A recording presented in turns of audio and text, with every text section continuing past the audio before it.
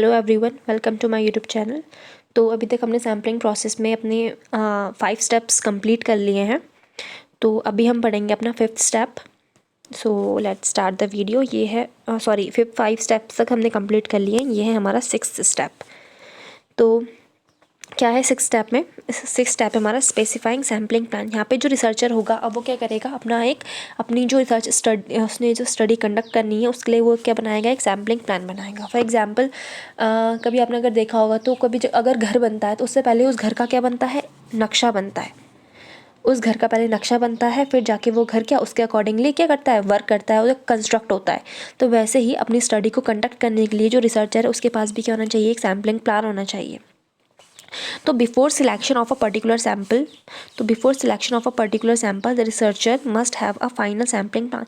तो कोई भी रिसर्च स्टडी कंडक्ट करने के लिए या कोई भी पर्टिकुलर सैम्पल को क्या करने के लिए, सिलेक्ट करने से पहले रिसर्चर के पास क्या होना चाहिए, एक फाइनल सैम्पलिंग प्लान होना चाहिए उसके पास, कि वो कैसे कैसे अपनी सैम्पलिंग प्रोसेस को बढ़ाएगा, कैसे करेगा वो सब कुछ, ताकि, और ये सैम्पलिंग प्लान वो क्यों बना रहा है, ताकि बाद में जब वो अपनी स्टडी कंडक्ट कर रहा होगा उस दौरान उसके पास उसकी स्टडी में कोई प्रॉब्लम ना आए।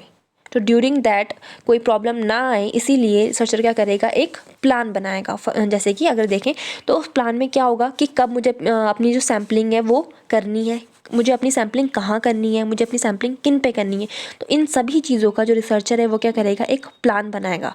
तो वही इस स्टेप में बोला गया है कि स्टडी में इस स्टेप में रिसर्चर क्या करेगा, अपने सैम्पल को सिलेक्ट करने से पहले एक प्लान बना देगा, ताकि जब वो अपनी स्टडी कंडक्ट करे तो उस दौरान में कोई प्रॉब्लम अकर ना हो। तो this was about this step.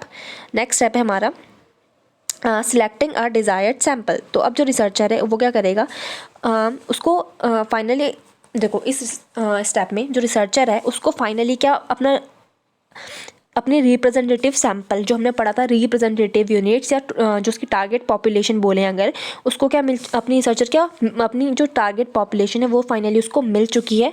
ठीक है, और किन से मिली है उसको, अपनी टारगेट पॉपुलेशन या रिप्रेजेंटेटिव यूनिट्स, जो पॉपुलेशन वहाँ पे उस टाइम पे अवेलेबल थी उनसे। अगर सिंपल लैंग्वेज में बोलूँ तो रिसर्चर को क्या अपनी अवेलेबल पॉपुलेशन, जो पॉपुलेशन अवेलेबल है उस टाइम पे उसके लिए जिन पे वो रिसर्च स्टडी कंडक्ट कर सके, वो अवेलेबल पॉपुलेशन उसको मिल चुकी है। ठीक है, और अब वो क्या करेगा, उनसे डाटा कलेक्ट करेगा अपनी रिसर्च स्टडी के लिए। दोबारा से अगर देखें तो finally researcher draw a representative sample, कि फाइनली जो रिसर्चर है उसको रिप्रेजेंटेटिव सैम्पल मिल चुका है, वो पॉपुलेशन से मिल चुकी है जो अवेलेबल है और जिस पे वो अपनी स्टडी कंडक्ट करने वाला है। तो अब रिसर्चर क्या करेगा, उनसे डाटा कलेक्ट करेगा अपनी रिसर्च स्टडी के लिए। So that's all for this video.